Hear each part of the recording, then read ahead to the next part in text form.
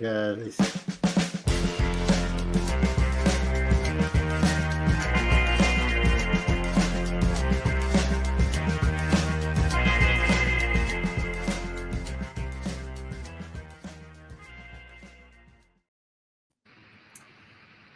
welcome to the Security Guy and CIA Spy Pod broadcast. I am Robert Siciliano, and this is Peter Warmka. Hi, Robert. How are you doing? Hey, buddy. I'm doing all right. Hey, I got a question for you. Does my voice and everything sound good to you? Like any static or anything? There's like a little bit of background noise. I don't really want to call it like when you put on, maybe if you want to. If you're on the airplane and you don't want to hear anything, and you put this background noise in it, that's kind of like low hum, like a low hum, like a white noise. Yeah. All right. And if anybody out there in the broadcast sphere here's any crackling or anything that you don't like, just let us know in the comments section. We appreciate that. Mm-hmm. All right, y'all. So listen, what's going on in the world today is that chaos and disruption and confusion and murders and all kinds of stuff that makes us all upset on a regular basis, right? Absolutely. None of it is good. I mean, of course there is good. There is good, plenty of good, but there is like a lot of stuff that's like too much, right? And that too much is affecting us and our psyche and our well-being and our general overall, peace and balance, right? Not happy about any of it. That said, New York put together the Safe Kids Act to restrict addictive social media and to protect kids online, right? And if you've been paying any attention in the past, 10 years, kids are just like all bringing their phones to school. Kids' phones 24 hours a day, and it's causing problems. And the studies are now coming out that say, yeah, this isn't good for the kids, and yeah, we're going to restrict phones in schools, and it's about time that they did that. And we are way overdue in regards to restricting kids' access to social media as much as they have. I didn't give my kids their phones until they were 14 for obvious reasons. And when they finally got them, I started to see changes in their behavior, more with one kid than the other. And, right here, the Safe Kids Act is designed to essentially let social media sites know that they've got to properly identify and authenticate children in order to allow them to be online. And I think what's going to happen is the reverse.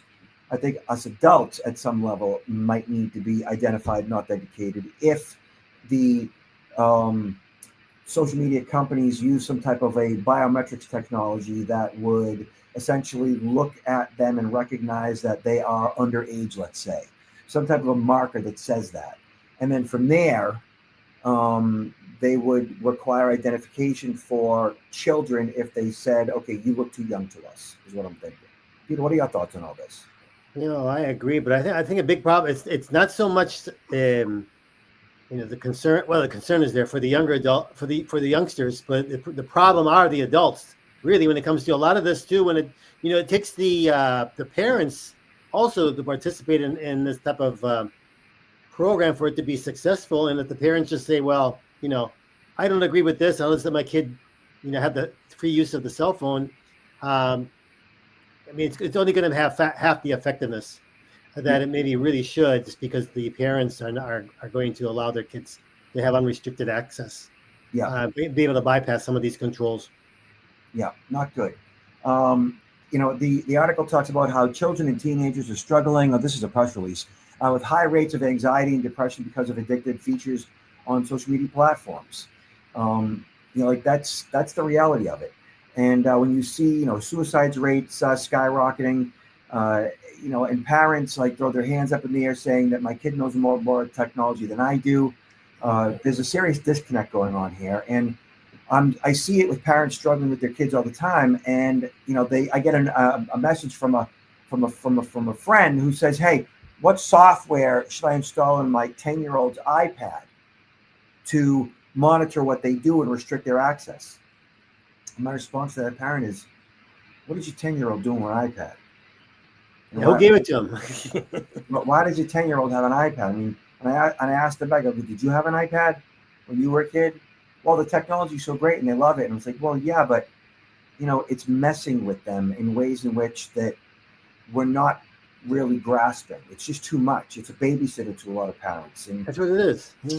a lot of and kids aren't doing what they could or should be doing, like outside. And like there's a yeah, there are all kinds of good things too. Like there are certain things that language apps, and there's a number of other things, and a number of benefits to it, of course. But they're on devices enough during the day at school, I think, and give them maybe like an hour at night, if that, but in your presence, and be done with it. And then at 14, the game changes a little bit. But even at 14, they should have enough homework to do that they're just, in front of screens for the homework aspect of things. And they shouldn't be on all kinds of crazy socials, Snapchat, Facebook, Twitter, whatever it is, Instagram, TikTok, whatever, like for 5-6 hours a day. Like it's too much. This isn't a technology problem. It's a parenting problem. Mm-hmm. And with a lot of these technologies, I suppose the parents will be allowed to opt out of these type of controls, right? So it's it's going to, a lot of it going to come to be important in the whole process here is the awareness, bringing these parents aware, more detailed about what are the harmful effects and what their role as parents are in ensuring that this can properly be implemented. And then at the other side of the coin, though, you got platforms that are going to say, okay, we're going to be held responsible to ensure that these controls are put in place, but it's going to have to be backed up with penalties. And I think there's some mention of potential penalties up to $5,000 per civil offense in regard to this. I mean, which can run up to be substantial if that actually is enforced. Yeah, it says requires social media companies to restrict algorithmically personalized feeds or addictive feeds and nighttime notifications for users under the age of 18 unless parental consent is granted. Addictive feeds and nighttime notifications are tied to depression, anxiety, eating and sleeping disorders, and other mental health issues for children and teens. The proposed rules released today explain which companies must comply with the law and outlines standards to determine users' age and obtain parental consent. The public comment period is proposed rules for 60 days. I would love to see this actually work. I would love it. It would be the best thing. Well, yeah, but it should be at the federal level, really. Yeah. Well, that states. I mean, so keeping things like data breach notification laws in mind when you say that, Peter, data breach notification laws came into fruition like as a result of ChoicePoint back in 2004 and 5 being breached, and California being one of the only states in the country to have data breach notification laws in place. That's and when true. Right. And That's so true. now Yes. all 50 attorneys generals across the country have data breach notification laws in place. Further, I think Graham Leach Bliley says something in that regard too, which is federal. I could be wrong on that, but it's happening across the country. Right. When the ChoicePoint breach happened, California was one of the only states in the union that ChoicePoint notified as a result of that breach, because that was the only state that they had to, now, like that's, and they became the poster child for what not to do with the data breach. Okay. Now, since that time, things have changed significantly. There's a lot more, I guess, understanding of risk state to state and on the federal level. And California, New York, and Massachusetts, from my experience, are the 3 states that are generally ahead on most laws revolving around security, technology, digital literacy, social risk in general. Mm-hmm. I see this as a good thing that New York is running with it. No, I agree, and if successful, I mean, you'll see other states falling in line. Mm-hmm. If successful, yeah. And let's hope for that, and parents, let's hope for that. All right. So all that being said, right, This is also, social media reduced two horrific killings to cheap snuff films via the New York Times.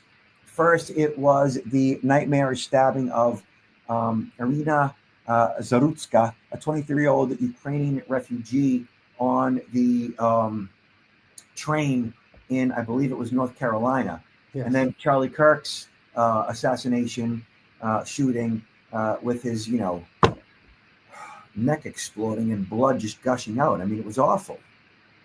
And when that happened, we all got access to that video pretty quickly. Frankly, I sought it out, and I got a message from my daughter, who's 16, not too long afterwards, which was to me a little shocking because, I remember being a kid, and the only access that I remember having to that violent of content started with the JFK shooting in Dallas, and we saw that grainy footage. But even that footage, I personally don't recall there being blood. I just recall the physical action of him getting shot and his body being hit by it, and his physical reaction to it, and his wife climbing on the back. And that's how I remember it. And I've probably seen it, I'm guessing 20, 30 times. Easy. And then later on in the mid to late 90s with VHS, even earlier than that, the film Faces of Death. And then a lot of footage like that with access to the internet via dial-up in the mid-90s.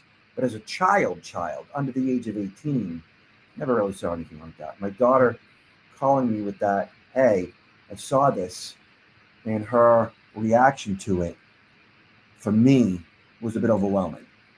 Well, it can be traumatic actually seeing those videos, that level of detail.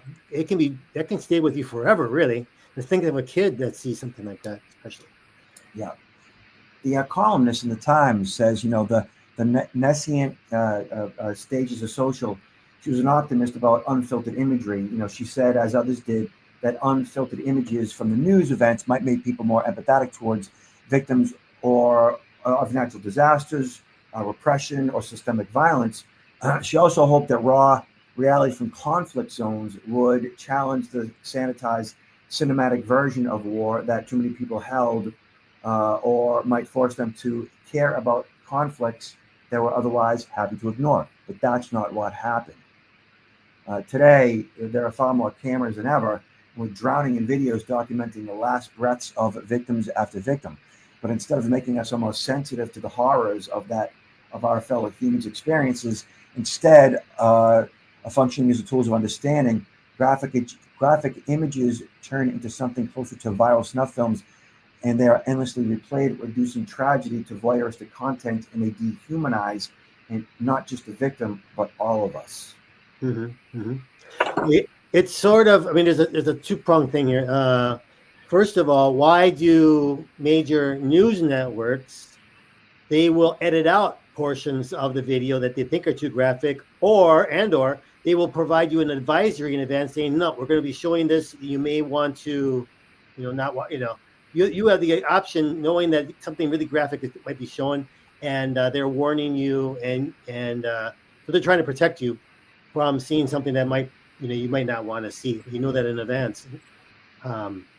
Also, though, hey, Robert, I'm thinking about, you don't hear too much about this right now, but I would think one of the first things that pops in my head, that so many of these incidents, I want to say, the majority of them are by younger males for the most part, and it's sort of a generation that's grown up with gaming. A lot of this gaming is actually very, it's showing combat, and it can be very graphic, and it just brings to my mind a question: is growing up and playing these particular games every single day in some ways desensitizing individuals when it comes to being able just to just take a gun and it's just start shooting around. It's like, lowering the value or lowering the sensitivity. And, hey, this is this, in the real world, these are real people. This is not a game. I don't know. So I hear me out, right? So JFK mentioned that over the past couple of weeks. Is it JFK? Yeah. RFK. RFK. Yeah, RFK mentioned that in the past couple of weeks. And that, I guess, observation has been around for right post Columbine, and when, as a result of teenagers post Columbine shooting up a school, murdering their fellow classmates, and then has been part of the dialogue after school shootings for quite some time. And I would say, yes, there is a correlation there.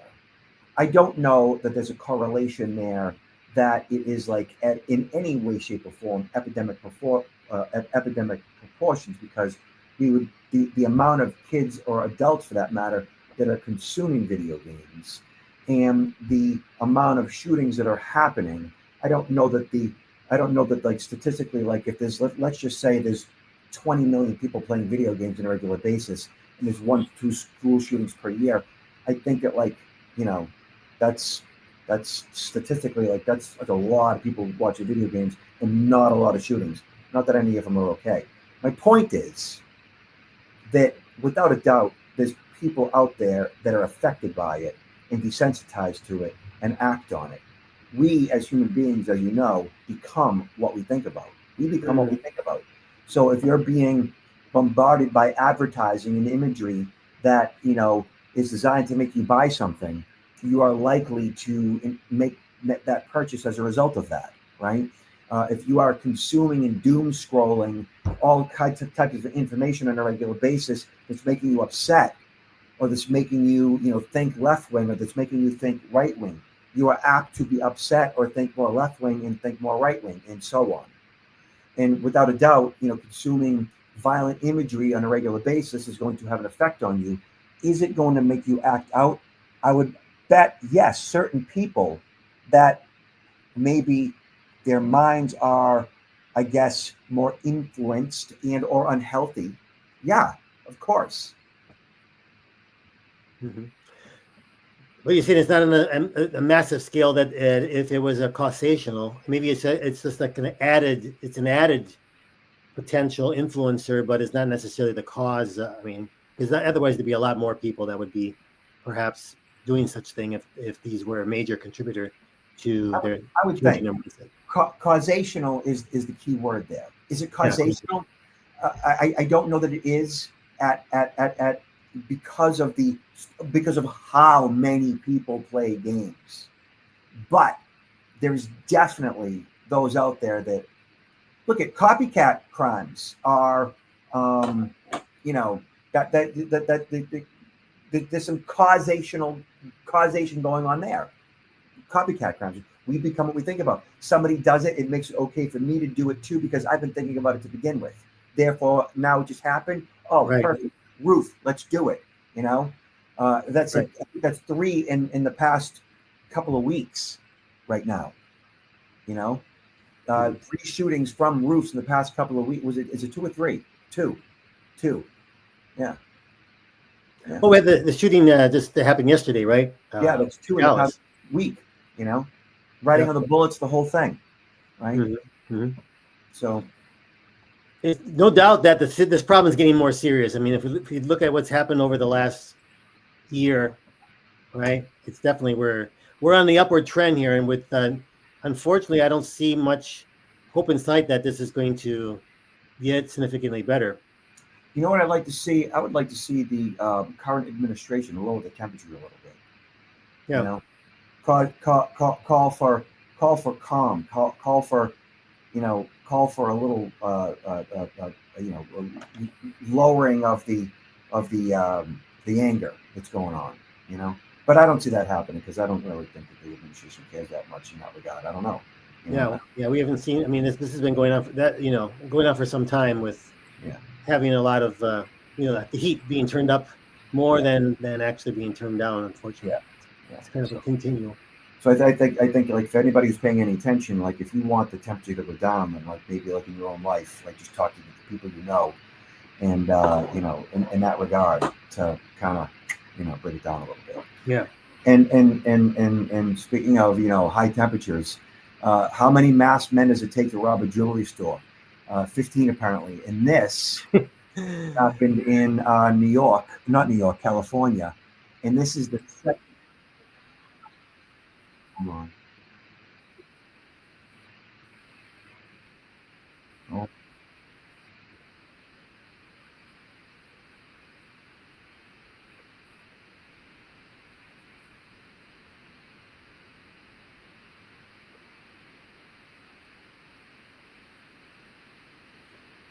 I'm not hearing any audio. Okay. Yeah.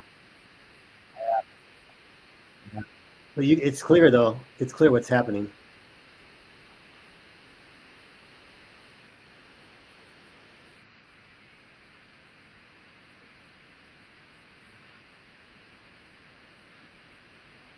So it's basically a team of 15 people that arrived with, I mean, they have a number of cars that were staged there, and then one of the main vehicles backing in to the storefront, and then running in and basically just starting to smash and grab, and even throwing the owner of the car on the floor. And I guess he suffered a stroke as a result of this incident. Yeah. So for those of you who are just listening, we had no audio. For those of you who are viewing, obviously you had some video. And thank you for that, Peter. This is the second time it's happened in California in the past couple of weeks, and obviously these kids know what they're doing, and they're successful at it. And the stores who are affected by it, they're only now beginning to put technology in place to I guess mitigate the risk.